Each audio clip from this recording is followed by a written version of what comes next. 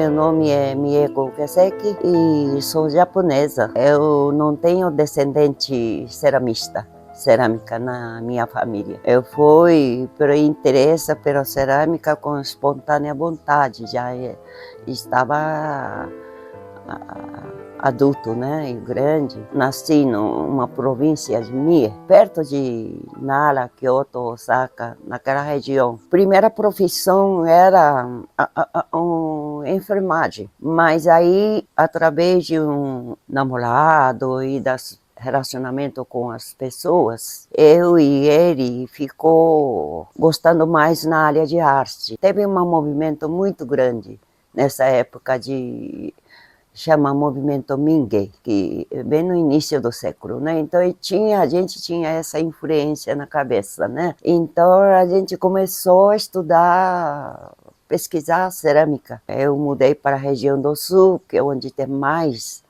essas cerâmicas primitivas, quer dizer que mais históricos, né? Então nessa região a gente abriu um ateliê e começa a fazer pesquisa com moradores locais. Aí depois, no Japão, eu conheci Alberto Cidrais.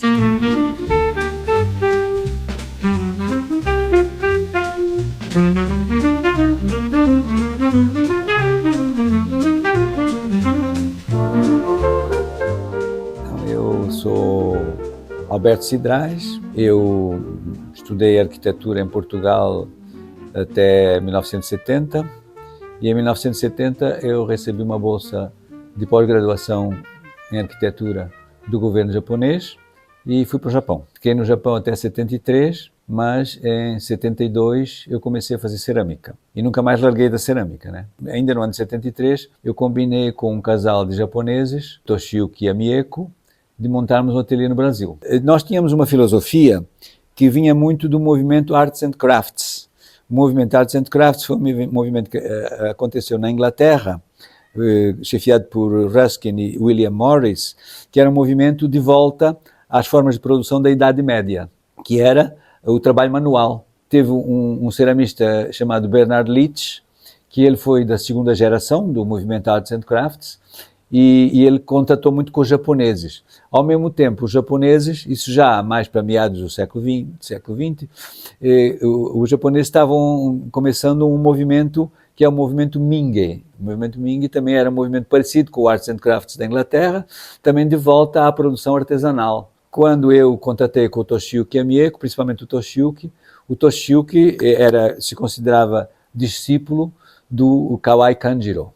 Kawai Kanjiro era um dos ceramistas japoneses do movimento Mingue, né? E eles eram muito amigos do Bernard Leach. Então houve uma influência muito grande do Arts and Crafts no movimento Mingue do Japão. E a minha geração de japoneses, quando eu estava no Japão nos anos 70, eram muito discípulos do movimento Mingue, né? Havia um endeusamento do movimento Mingue, né?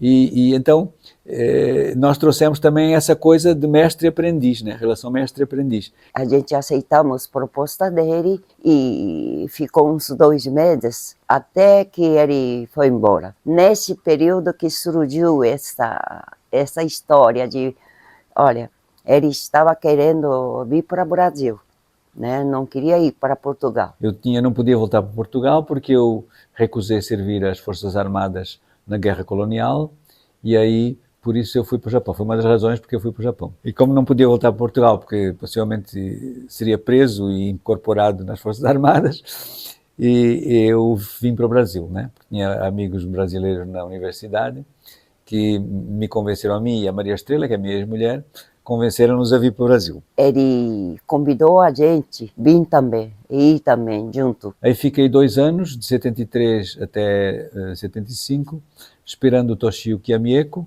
com quem tinha combinado com eles montar o ateliê no Brasil.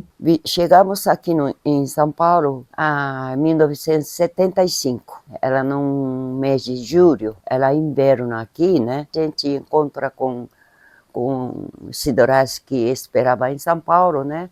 E já tinha também amigos deles que queria dedicar, fazer cerâmica. Então já estava grupo mais ou menos formado. Aí, como estava em São Paulo, a gente andou muito nessa região. Veio conhecendo, cada dia ia numa cidade, outra cidade. Um dia chegou aqui em Cunha e conheceu algumas pessoas na praça da igreja. Aí uma das senhoras que era época irmã do prefeito Zeron, né? Ele estava na época, já estava com ideia de investir no turismo, né? De ir da toda gente de fora. Então foi um encontro fantástico, né? Que a gente estava procurando local, ele deu essa proposta de ceder antigo matadouro que estava completamente desativado, parado. Quando nós chegamos ao matadouro, o matadouro era um edifício praticamente abandonado, que tinha só dentro dele máquinas quebradas da prefeitura. Aí o que aconteceu foi que as mulheres da família Abdala, a dona Maria e a dona Cida, né, mulher do Zelão, né, foram as pessoas que deram maior impulso e levaram os homens da família, que era o prefeito Zelão e era também o Naime, né? E então a família se reuniu, era um clã, né? Uma espécie de um clã, né? Se reuniu e acharam que era apropriado, porque o prefeito Zelão ele estava criando a Vila Rica, o que hoje chamam de Vila Rica, que é um bairro em que ele doava lotes de 1000 metros quadrados para profissionais liberais, professores universitários, empresários, que receberiam gratuitamente esses lotes de 1000 metros quadrados, com a obrigação de construir uma casa de alto padrão, e foi assim que nasceu o bairro da Vila Rica. E como nós chegamos exatamente quando esse bairro começava a nascer, esse projeto começava a se implementar, eles acharam que era muito interessante ter um grupo de artistas, principalmente um grupo trinacional, porque era um grupo que tinha o Toshiyuki e a Mieko, que eram japoneses, tinha o Toninho e o Vico, que eram brasileiros, e eu, e mais tarde a Maria Estrela.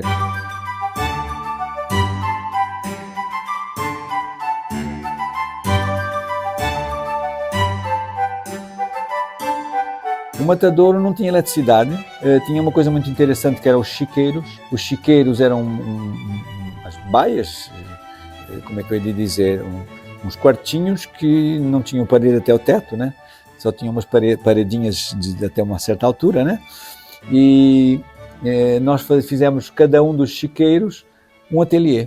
E aí nós compramos do IPT, né? Instituto de Pesquisas Tecnológicas, que é na USP, né? Ainda existe hoje, tinha uma marcenaria muito boa, né? Nós comprámos esses tornos, né? Que é o torno de pé, que é um torno de madeira, como vêem, dá bastante velocidade, né? E podemos trabalhar com ele também devagar, podemos trabalhar com ele também assim devagarzinho, né?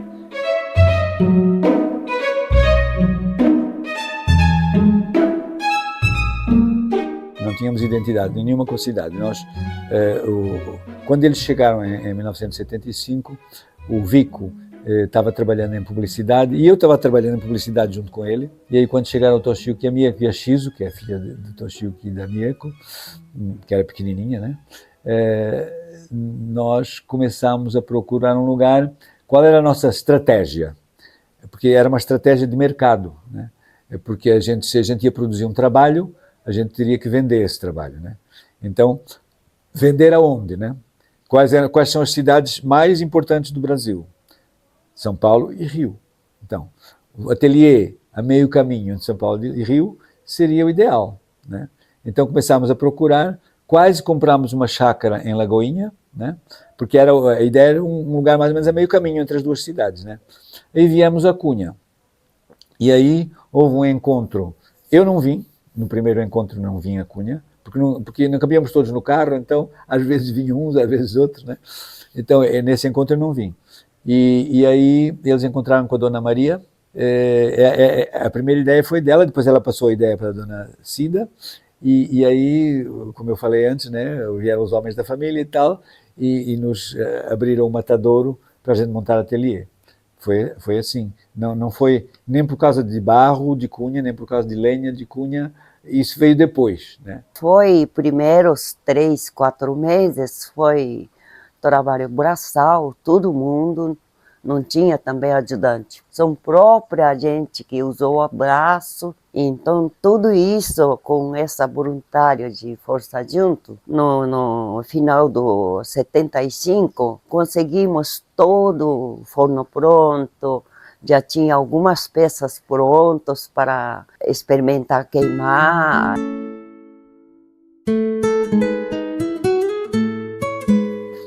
Esse aqui é o forno Noborigama, que foi construído com os tijolos do primeiro Noborigama do Matadouro, né?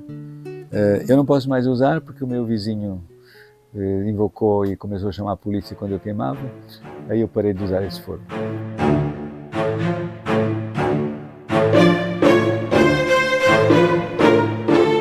Foi o início de essa força junto esse grupo, era uma coisa muito importante que aconteceu, né? Aquele espírito de pioneirismo.